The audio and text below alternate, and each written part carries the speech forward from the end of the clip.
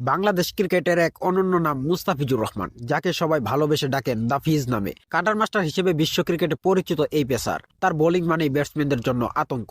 সাতক্ষীরা থেকে উঠে আসা এক সাধারণ ছেলে, যার স্বপ্ন ছিল লাল সবুজের জার্সি গায়ে জড়ানো। সেই স্বপ্ন আজ বাস্তব।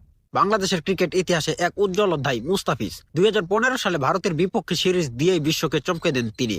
এক সিরিজেই ভেঙে দেন একের পর এক রেকর্ড। তার কাটারে দিশেহারা হয়ে পড়ে বিশ্বের সেরা ব্যাটসম্যানরাও। আইপিএল থেকে শুরু করে কাউন্টি ক্রিকেট, সব জায়গাতেই নিজের সামর্থ্যের প্রমাণ দিয়েছেন মুস্তাফিজ।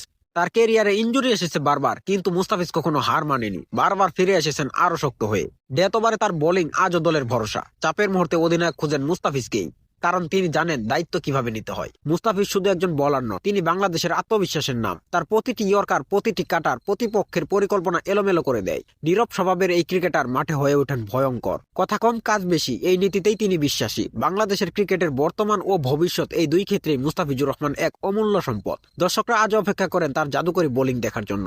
সব মিলিয়ে বলা যায় মুস্তাফিজুর রহমান মানেই বাংলাদেশের গর্ব, বাংলাদেশের শক্তি এবং লাল সবুজের এক নির্ভরতার নাম।